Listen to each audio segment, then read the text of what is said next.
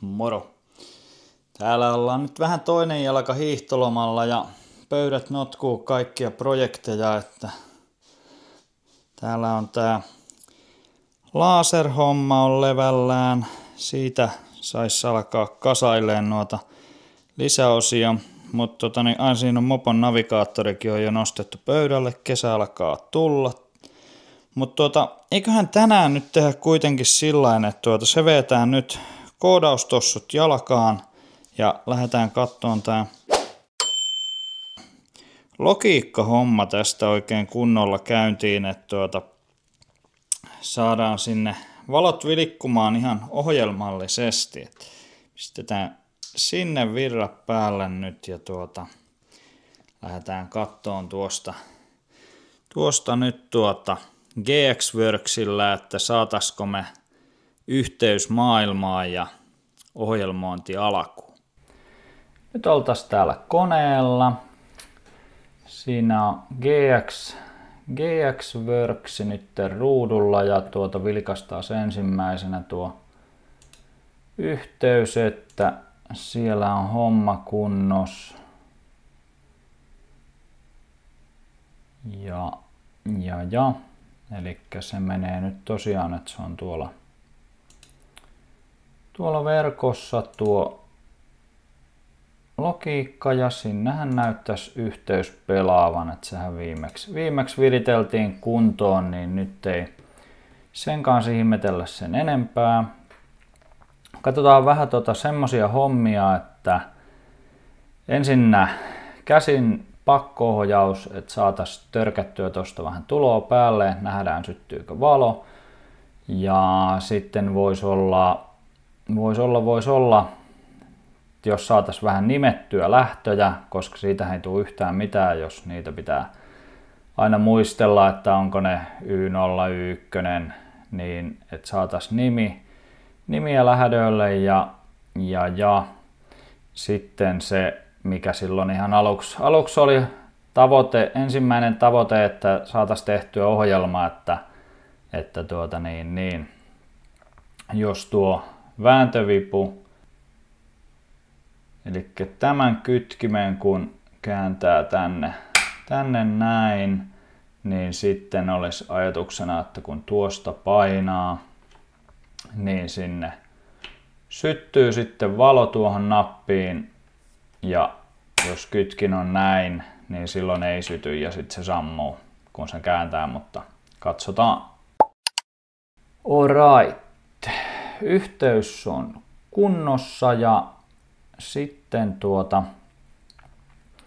täällä oli tämmönen kuin Watch ja otetaan sieltä tuommoinen Watch Window 1, se tulee tän alas. Pikkusen raapasen sinne nyt tilaa, niin se on tossa kivemmin. Jaha, nyt onkin, mä oon itse siinä edessä niin siirretäänpä mut tuonne nurkkaan. Noin. Niin. Eli täällä saa niinku monitoroida näitä lähtöjä ja sitten niitä pystyy pakottaa päälle. Ja tää oli muistaakseni ihan nyt niinkin yksinkertainen, että tuonne vaan lisätään. Näähän oli täällä logiikassa niin kuin nimetty tälleen Y0, 1, 2, 3, 4, 5, 6, 7. Sitten lähtee 10, 11, 12. Eli tämähän tulee nyt sitten siitä tämä homma, että miksi ei ole Y8 ja Y9, niin kun on 8 bittiä, niin se on niinku Y0-7, siinä on yksi 8 bitin juttu. Sitten Y10, Y17 on toinen. Ja niin kun tässä nyt on 16 tuloa, 16 lähtöä niin ne on siinä. Ja tuolla näkyy sitten nuo numeroinnit.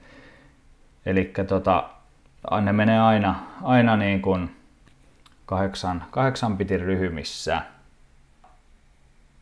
Tänne sitten laitetaan, saadaanko me tuohon suoraan nyt vaan Y0. Sehän oli tuo kytkentä tehty tuonne Y0. Niin nyt periaatteessa sitten kun me pistetään tosta Start Watching, se kertoo, että sen nykyinen arvo on epätosi. Ja kun me valitaan se tuosta, niin nuo aktivoituu, että me saataisiin päälle tuolta. Elikkä silloin kaiken järjen mukaan, kun me kliksautetaan se tuosta päälle, niin oho, jestas sent. Hello world. Sieltähän syttyi, kuulkaa, valo päälle ja output 0 meni päälle. Elikkä tämähän ihan oikeasti tämähän ihan oikeasti, kuulkaa, nyt pelaa. Siitä pois, päälle, pois, päälle, pois, päälle, pois. Wow. Tätähän voi jo pitää pienenä voittona. Nyt voisi jo käsin, kuulkaa, tästä naksutella ihan mitä tahansa maailman asioita päälle ihan vaan tietokoneen ruudulta. Ja sitten tää on aikamoinen kuvakehässäkkä tämä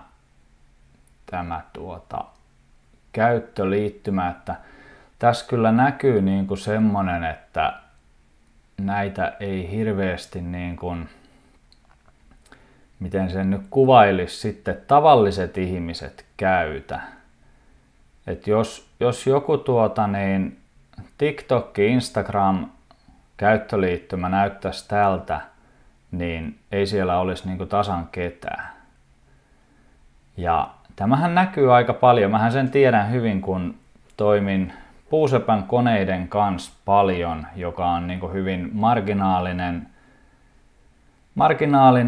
ala niin kuin koko maailman mittakaavas, niin ne käyttöliittymät on usein niinku tosi semmosia kökköjä ja tökköjä. Ihan vaan siitä syystä, että koneiden valmistusmäärä on pieni ja käyttäjiä on vähän ja sillain, niin eihän ne kehity samalla tavalla kuin joku iPhone ja Android, mihinä hinkataan se käyttökokemus ihan vimpan päälle, koska niitä on niin paljon niitä käyttäjiä. Että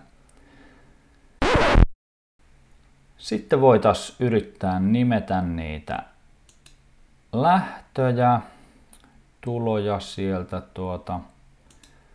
Ja tämähän on niin kuin aina tämä, kun nyt meillä on projekti Hello World tässä käynnissä, niin siihen projektiin liittyy nämä kaikki yhteydenlogiikkaa ja näin päin pois. Ja sitten täällä on lokaalit labelit ja global label. Niin, tää on nyt osin mun kuvitelmaa, mutta tää on varmaan tää local on jotenkin, että se on vain sen kyseisen ohjelman niin kuin löydettävissä. Ja sitten nämä globaalit on varmaan niin kuin kaikkien tämän projektin ohjelmien löydettävissä. Et kun tännehän voi tehdäänkin sitten monta ohjelmaa, että on niin kuin pääohjelma ja aliohjelmia, niin mennään tänne. Otetaan tuosta vähän ChatGPT:tä avuksi ja mä otan sen nyt ihan tähän ruudulle. Ja on sen kanssa jutellut näistä, niin mä oon vähän niinku ottanut sen tommoseksi kaveriksi, että keskustelee sille vähän samalla lailla. Laitoin, että palataan FX5-logiikkaan, että me käytiin tuossa vähän taajuusmuuttajia läpitte aiemmin. Ja niin. Kysy mitä tahansa. No minähän kysyn, miten nimeän tulot ja lähdöt GX Works 3 ohjelmassa.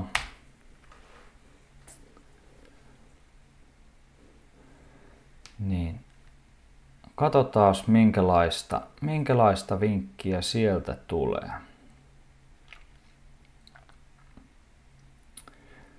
Jahas, se meinaa, että Global Labels -asetuksiin mennään ja sieltä sitten lisätään muuttujia.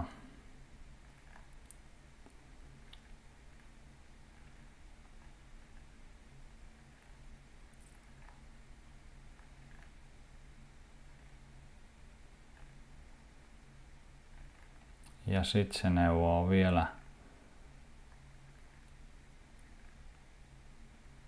vielä tuon Local Labelsinkin.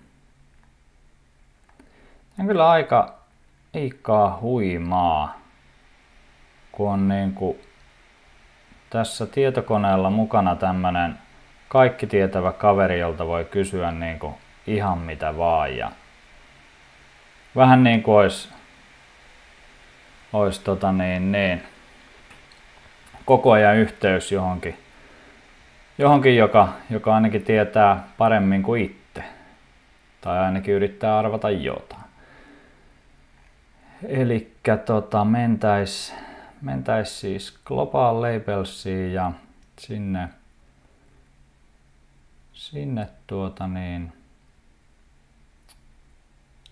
tuommoista käydään katsomassa löytyykö, eli oltais Global Labelsissa.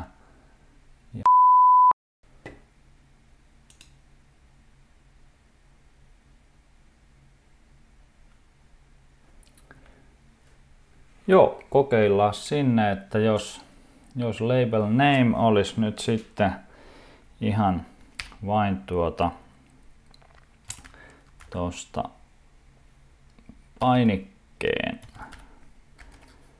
valo ja datatyyppi bitti ja device kautta label, eli se olisi nyt sitten se Y0. Menisikö se näin? Ja tuohan näkyy monessa paikassa tuo painonapin valo. Eli tällähän voisi tehdä niin kuin monikielisen, että antaa eri kielillä näitä kuvaustekstejä, niin sitten kaikki ymmärtää, että mikä se on, mutta se ei nyt ihan näissä meidän projekteissa ole tarpeen, että mä teen joko suomeksi tai englanniksi, yleensä englanniksi, koska ne vain jostain syystä niin kuin paremmin on helpompi kuvailla asiat englanniksi ja sitten ne paremmin mahtuu noihin saatavilla olevaan tilaan.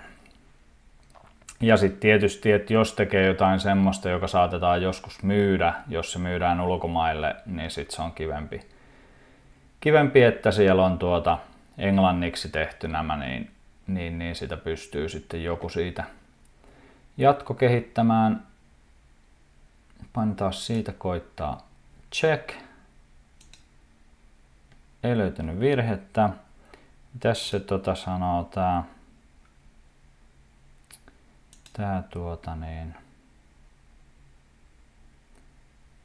täällä ei lue kuitenkaan nyt Y0 sitten ei ole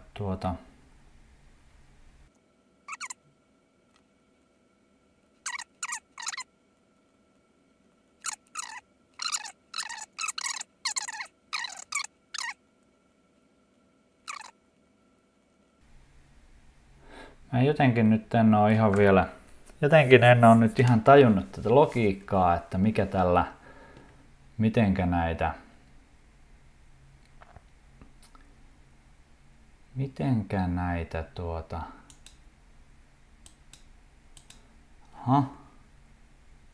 tänne tuli nyt joku label comment.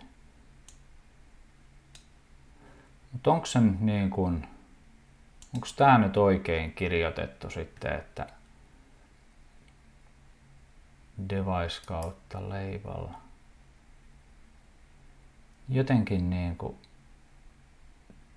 tuntuu vähän hupakalta. Niin joo, mutta siis pitäähän mun se nyt jotenkin lähettää tuonne. Aivan. Eli pitääkö mun laittaa nyt täältä, että write to PLC ja vaikka parameteri ja program ja jahas. Sitä ei ole nyt konvertoitu. No mehän konvertoimme. Joo, nythän se sanoo, että se laittoi global labelit johonkin. Otetaan siitä ja pyöräytetään noin. Haluanko ylikirjoittaa? Kyllä minä haluan.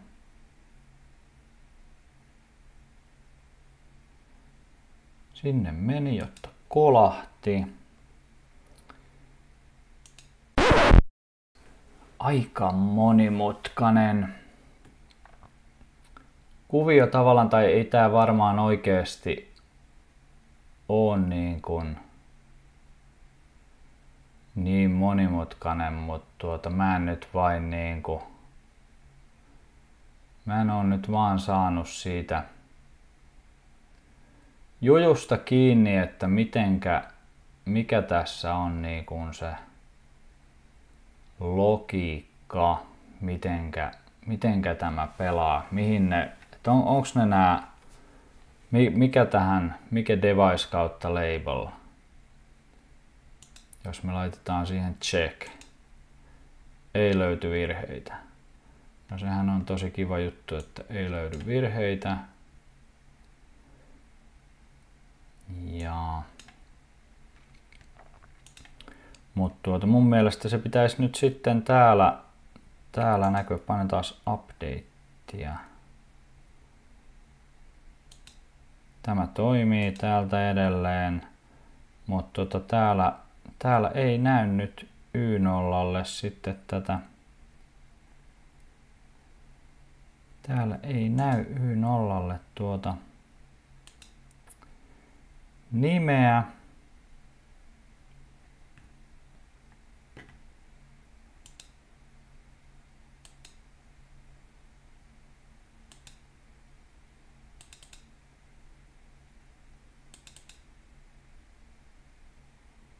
No niin. No nythän täältä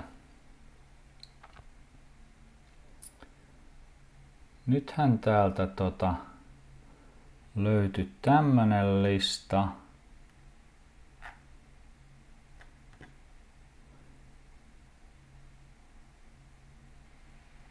Common device comment, mutta nämä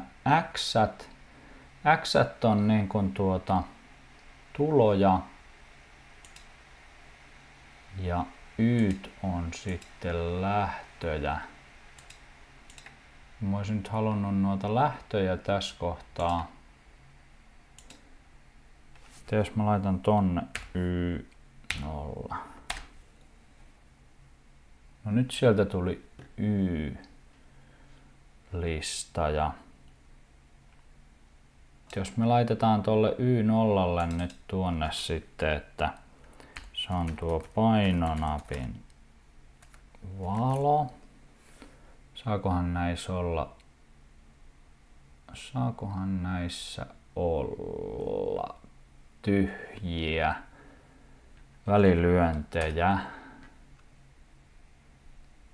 Katsotaanpa. No katoppas vaan. Nyt tänne ainakin tuli tuo teksti tänne. Se on painonapin valoon tuo Y0. Ja tää on kai nyt tää English niinku semmonen kommenttityyppinen kenttä. Ja niitä tosiaan voisi olla sitten eri kielillä, että sinne voisi kirjoittaa hablabababla. Niin ymmärtää sitten muutkin. Joo. Mutta luulisin että tässäkin nyt, että jos mä haluaisin, että tällä olisi niinku semmonen ohjelmoinnissa käytettävä nimi, niin se täytyy olla niin, että se tehdään täältä näiden labelien kautta, mutta onkohan tää nyt sitten no mehän kokeillaan. Eli täällä on nyt sitten ohjelma. Nämä on niin kuin local labelit, pistää ne kiinni. Täällä on nyt device kommentit. Laitaanpa sinne nyt noille tuohon X0. Kato, täältä saa nyt vaihdeltuakin niitä. X0, eli mitenkäs nuo johdot nyt täällä menikään? Täältähän näitä tuli No hetkinen, mehän saadaan testattua ne tuosta, eli tuo on niinku, painonappi on X1 ja tuo vipu on 0. Okei. Eli X0 on tuo. Vääntövipu pistetään siihen vipukytkin ja X1 on sitten painonappi. Tämähän on muuten yllättävän tärkeä osa, tämä nimeäminen.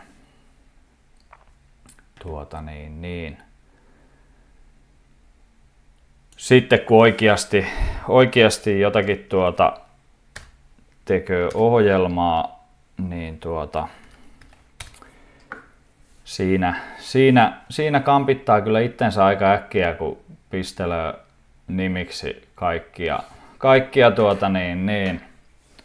rata päälle ja painonappi 1 ja 2 ja näin päin pois, että siinä nimeämisessä kannattaa olla tarkkana, niin se kyllä helpottaa sitten, kun niitä alkaa olla niin kuin kymmeniä anturia ja nappia ja kaiken maailman moottoria sinne ja tänne ja tuonne, niin paljon helpottaa omaa elämäänsä ohjelmoinnissa, kun ne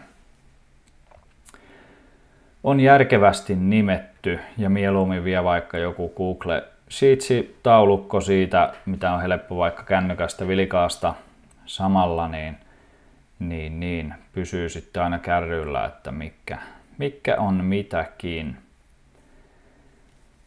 Eli nyt meillä on siellä semmoiset, näkyykö nämä muuten, kato, nämähän näkyy täälläkin, nyt mä painan tätä painonappia, niin se näkyy täällä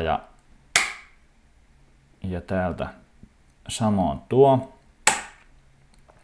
Aletaan olla paremmalla mallilla, eli se oli nyt sitten tää niinku device ja common device comment, mistä sai nyt sitten ne näkymään tänne. Ja laitetaan nyt tuonne global label settingsiin vielä sitten nämä samat tälleen testimielessä, eli tehdään sinne vipukytkin Vipukyytkin. Ja se on bitti. Ja se olisi sitten X0. Jotenkin ajattelisin, että eikö sen nyt pitäisi niinku hakea tänne nyt sitten tämä, että mikä display target. Mitä tuo nyt sitten tarkoittaa? Miksi tännekin saa niinku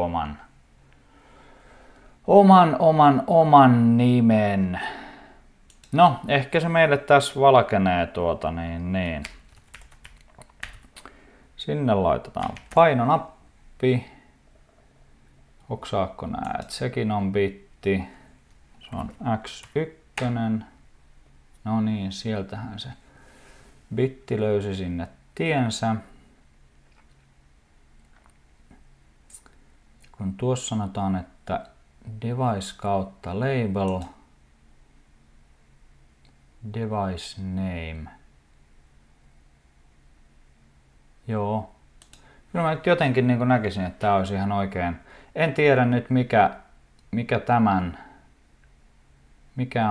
mikä on tämän tarina. Mä ajattelisin siis nyt niin, että nämä, mitä me ollaan tänne kirjoiteltu, niin nämä on nyt semmoista itselle tiedoksi, koska siellä sallitaan myöskin näköjään välilyönti. Että se on niinku omaksi tiedoksi, ja nyt sitten nämä label name, niin nämä olisi niinku semmosia, mitä taas voi käyttää ihan niinku ohjelmassa näiden Y0 ja X1 sijaan. Katsotaan, olenko oikeassa. Yritetään tehdä joku ohjelma. Kokeillaan ensin semmoista, että kun vipukytkintä kääntää, niin valo syttyy. Vipukytkintä kääntää. Tässä on nyt sitten näitä hässäköitä. Ja jos mä laitan open contact ja saanko mä sille nyt antaa sitten, no niin, kato, ei tarvitse kuule paljon pistää, eli vipukytkin olisi siinä ja Hasse, sä teit sen sinne omille riveille. Sitten mä laittasin tonne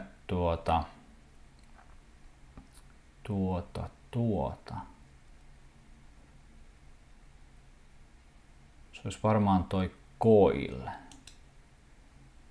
Tässä muuten varmasti hyötyy, kun opettelee nuo F-napit, niin nopeuttaa huomattavasti. Ja sieltä syttyisi nyt sitten tuo painonapin painikkeen valo. Mulla nyt jo meinasin kompuroida, että onko mä laittanut painonapin valo vai painikkeen valo vai mitä mä oon tehnyt, niin noin. Ja saataisiko me toi nyt jotenkin tosta noin. Jos mä et ihan väärin oo ymmärtänyt, niin okei, eli se tulee nyt tänne. Tuolla lukee painikkeen valo, se on se label, ja sitten siihen tulee tuo teksti painonapin valo. Eli noita labeleita nyt voisi sitten vähän lyhennellä ja tehdä niistä semmosia, että kun tästähän tulee ihan hirveä hässäkkä sitten, kun täällä on enemmän tätä tavaraa, mutta nyt meillä on tuossa niinku toi vipukytkin ja sitten tuo painikkeen valo, niin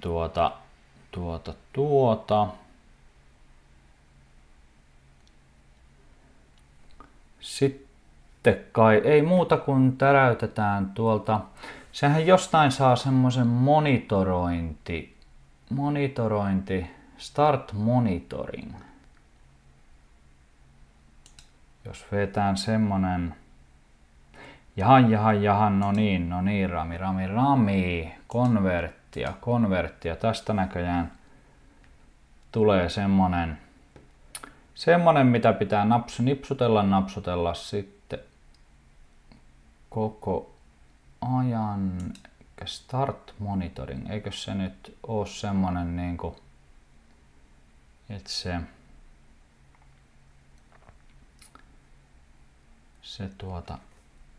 no lähtikö se nyt niinku, olemmeko me nyt jossain monitorointitilassa? Noin.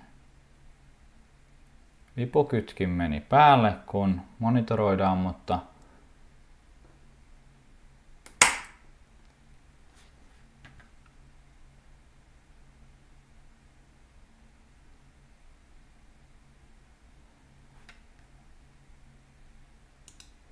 otetaan tuolta nyt sitten tuo Bright PLC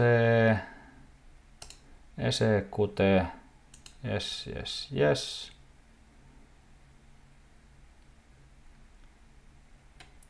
Lose. Elikkä nyt kai se on niin kuin siellä. Täytyyköhän nyt sitten täältä luukun alta nisauttaa tää runnille tämä laite.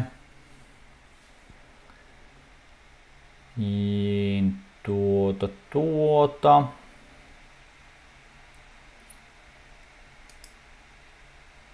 Täältähän voi sitten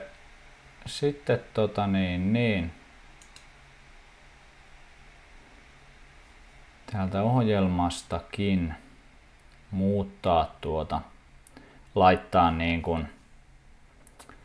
laittaa joku tulo tunnistamaan, vaikka sitä ei todellisuudessa tapahtuisi, mutta katsotaan.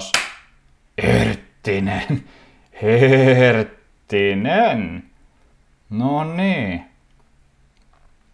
Täällähän kuulkaa pelaa niitä pois ja siitä päälle, niin kyllä. Valot vilikkuu ruudulla ja tosimaailmassa. Okei, elikkä nyt ollaan niinku pätkä eteenpäin ja jos sitä nyt sitten on mulla nyt joku monitorointi tässä päällä. On vissiin.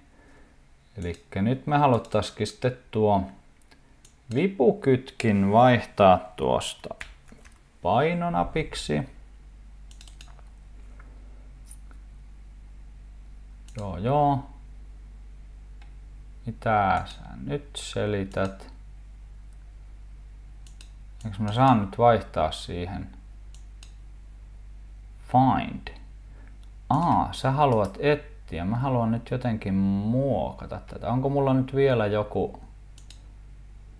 Onko mä jotenkin nyt niinku johonkin ajotilassa?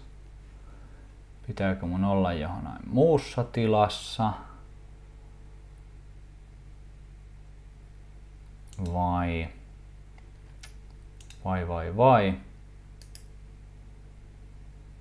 Mä haluan nyt muokata tuota Stop Monitor. Onkohan tää nyt jotenkin niinku... Pitääkö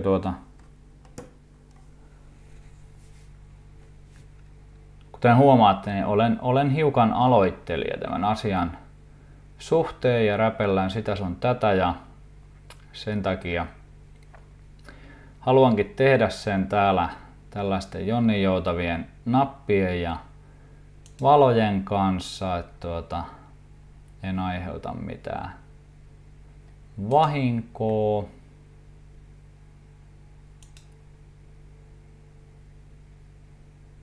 Joo.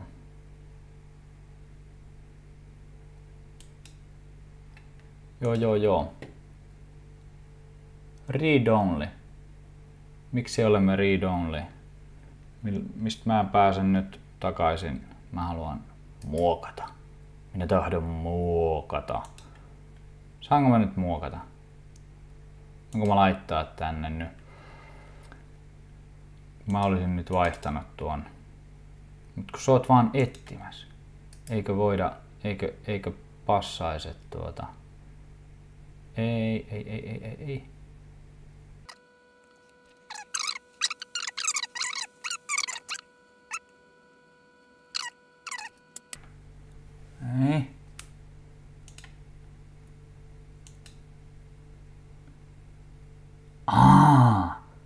Täällä. Noin. Täällä on tämmönen pikku valikko. Joo. No niin. Nyt tänne saa taas kirjoiteltua. Joo vain. Elikkä vipukytkin pitää olla päällä. Sitten sen lisäksi näissä on muuten, näitähän saa valita täältäkin ja sitten näissä on aivan jäätävä määrä kaikkia lisähössäkkää, mitä siihen pystyy määrittämään. Tämä on niin kuin äärimmäisen yksinkertaistettu tämä näkymä. No joo, nyt täällä on, kato, kun siellä oli vaan se findi, kun tuolla ei ollut toi kirjoitushomma päällä, niin. Elikkä nyt olisi sitten painonappi. Tuos.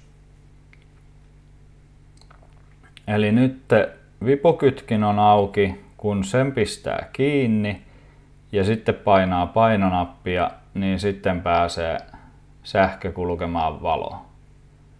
Eli nythän tää pitäisi toteuttaa sen. Katsotaan täältä nyt joku, täällä on varmasti joku simulointi. Konverttia. Missä on simulointi? Johon aina on ihan varmasti simulointi. Simulation, start simulation.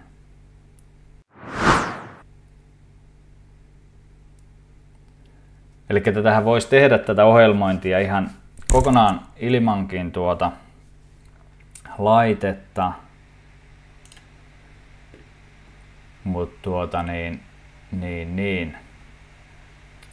se ei jotenkin tarpeeksi aiheuta kiksejä. Mulla pitää olla laite vieressä, että tämä pysyy mielenkiinto. Ja jos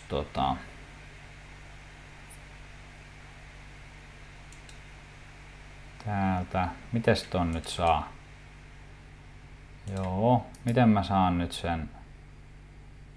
Modify value. Noin, joo, nyt se meni päälle. Nyt käännettiin vipukytkin. Sitten painetaan painonappia, niin tuo syttyy. Ja jos me vipukytkin otetaan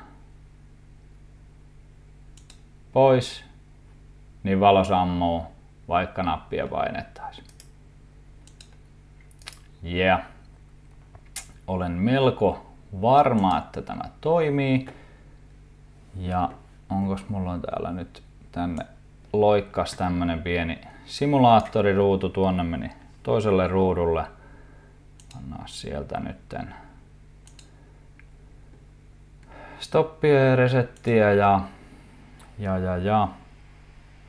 täällä on nyt hyppälee näitä ilmoituksia vähän.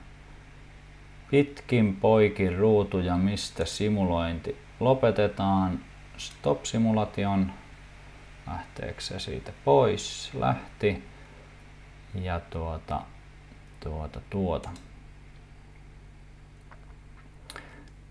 Tuosta mä en ole nyt ihan varma, että kun mun mielestä jos mä paan nyt, että start monitoring, niin onko se nyt niinku ihan, elääkö se nyt samaa kuviota tän joo. Elikkä nyt kun täältä täältä kun painaa, niin tuolla näkyy tuo ja tuosta niin sinne tuli vipukytki ja nyt kun painetaan painonappia, niin hei jätkä, missä on meidän valo? Sinne tulee kaikki oikein, mutta valo ei syty. Mitäs peliä se tämmönen? Ai niin. Kun mä pistin, joo, katohan kun mä pistin tuon, joo. Noin. Elikkä nyt jos painetaan nappia, se näkyy tuolla ruudulla ja tuolla logiikan valossa, että sitä painetaan. Sitten käännetään vipukytkin, niin hetkinen, mitäs nyt meillä syttyy valo saman tien,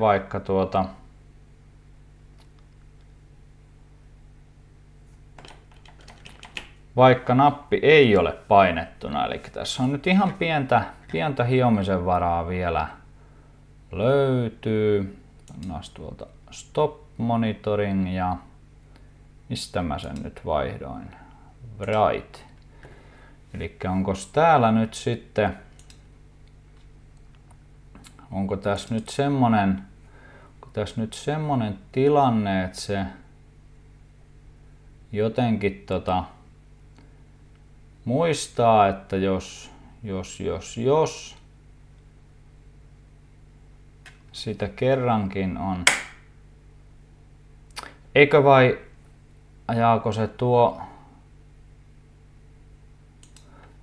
tuo logiikka nyt vielä sitä edellistä ohjelmaa? Tämän muistan, että tää on aina vähän hankala näiden logiikkojen kanssa tavallaan, että sä pysyt kärryillä siitä,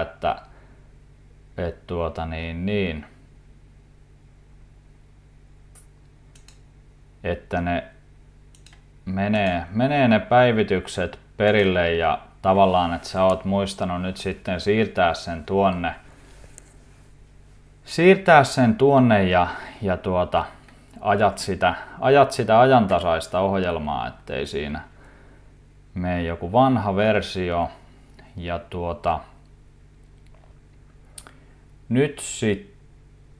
nyt sitten pitäisi olla, että kun tuosta käännetään, hei, monitorit päälle, noin, monitorit päälle, painetaan painonappia, ei tapahdu mitään, käännetään vipua, ei tapahdu mitään, mutta kun vipu on käännettynä,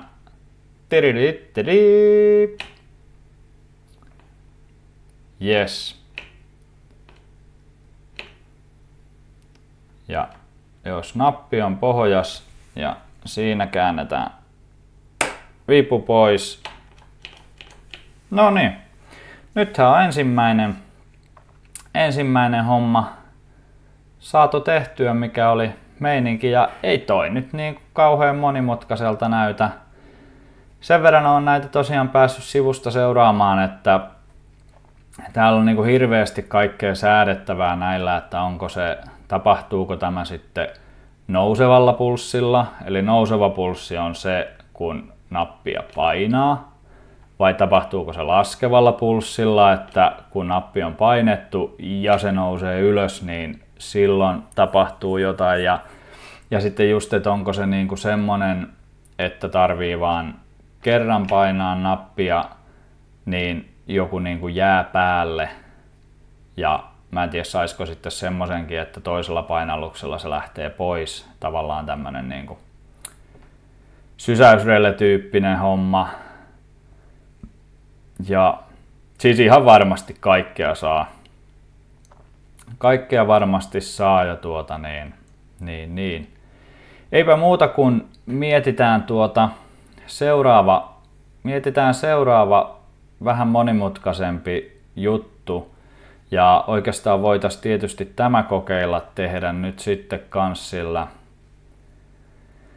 sillä structured text, mikä se oli, joku semmonen. Mulla ei ole tällä hetkellä niinku mitään aavistusta, mitä sinne voisi ja pitäisi kirjoittaa. Niin se nyt sitten jää nähtäväksi, että opitaanko sitä, mutta jos kerran tääkin nyt opittiin jo tämän verran, niin kai sekin nyt onnistuu. Mutta siinä täytyy varmaan nyt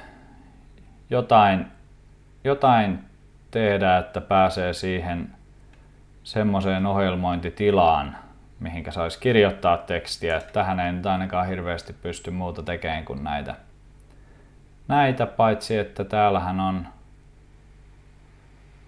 on tämmönen, mistä mä saan toisen, uusi rivi. Saako se laittaa tohon?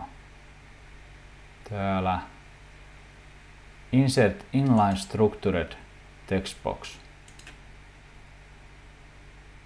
Jaha. Ei saa lisättyä. Saako tänne lisättyä? Eikö nyt mä oon taas? Ei voi. Tonne. Jos tuonne laitetaan. No niin. Nythän täällä olisi sitten joku tämmönen luukku, mihin saisi kirjoittaa koodia. Jaa, mitähän siihen lähtisi kirjoittaan? Ei aavistusta, minkä näköistä se on se. Ja että onko täällä niinku myös semmonen ohjelmointipuoli, että olisi ihan niinku tekstieditori ja mieluusti joku avustava editori, että kun kirjoitat vähän käskyä, niin se antaisi jo listan sieltä, että se nopeuttaisi